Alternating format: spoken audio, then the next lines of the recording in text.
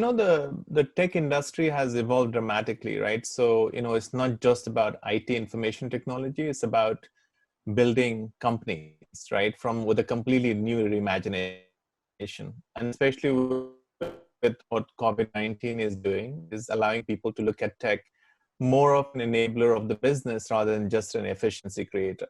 So the way I think about the tech industry is an amalgamation of business, so business reimagination. So what will my business look like in the new world? The second area is what I call is a design reimagination. So how do you bring like customer at the center of everything that you do, customer, user, or employee, depending on what you're looking at. And third one is leveraging tech to create value really quickly. And that's where the startup mindset start to come in, right? So if you look at all the enterprises, they're forced to stick on all these areas. And I really believe that, with the UK partnership, not just India brings that, mindset of technology efficiency player. Now, I think India has the ability to think about reimagination player, right? And I think that with the UK-India partnership, where UK is quite known for design, for example, or arts and humanities, India is quite known for technology. I think collaboration between these two countries will allow us to take, I hate to do a wrong maths, but 1 + 1 = 11, right? So how do you kind of bring the synergies of these two countries and create something that was not able to be created before?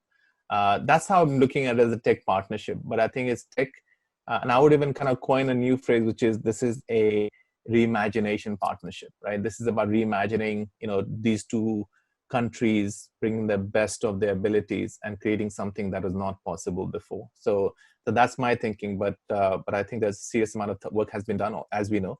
But I think a lot of amazing work will get done in next 10, 20, 30 years as well. I see like 3 or 4 trends emerging.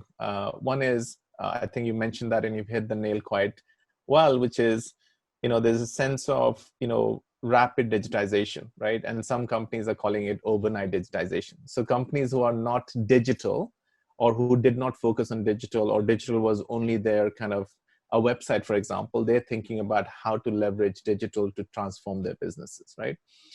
So there is a necessity is the mother of invention, right? And necessity is basically where the digital is kind of coming to rescue from the current situation.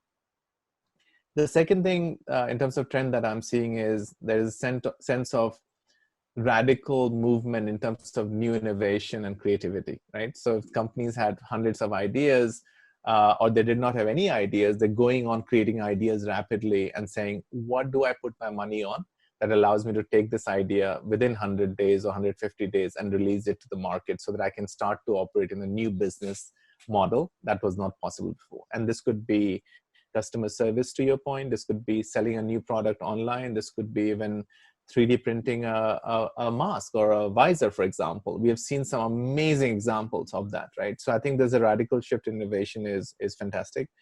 The third one is, which I'm really kind of passionate about, is something called employee experience, or experience of your employees who are working in the current situation, right? So, and the areas that we're looking at is things like wellness, employee wellness, for example.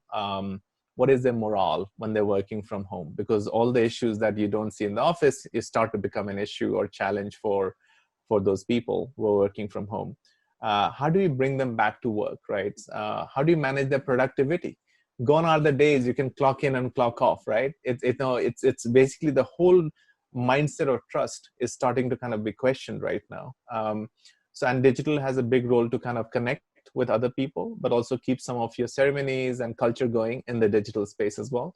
And the last one is, this whole area of cost containment, but using AI, artificial intelligence, automation, and data to contain cost rather than just kind of, finding cheaper labor, basically.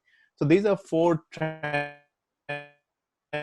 or themes that I'm seeing. And to your point at the beginning that you made, is digital is the only way out from the current situation, right?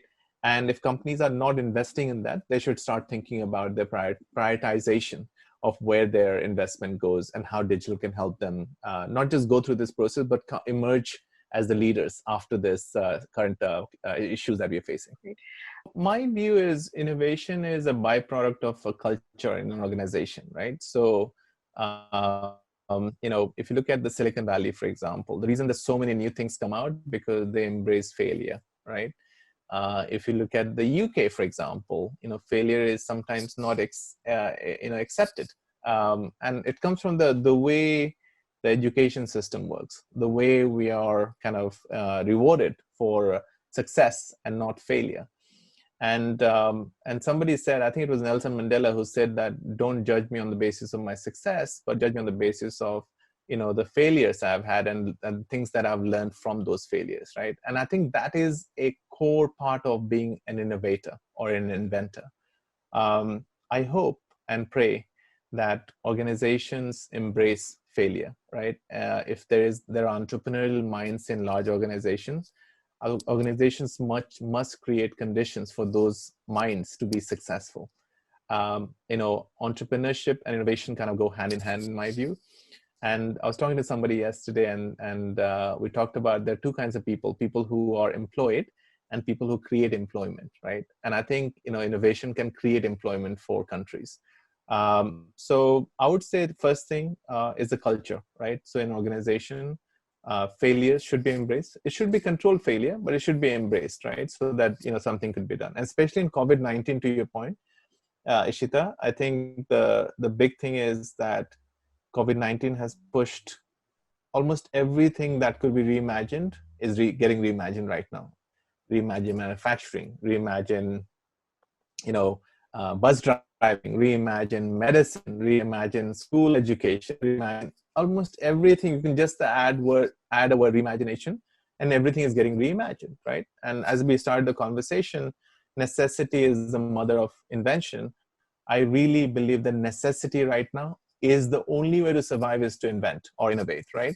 And I hope organizations feel this way. So a lot of our clients are looking to us to innovate for them on behalf of them. A lot of our clients' customers are looking for ways that they can interact with. And anybody who's got inertia and innovation right now, in my view, will suffer impact on their business.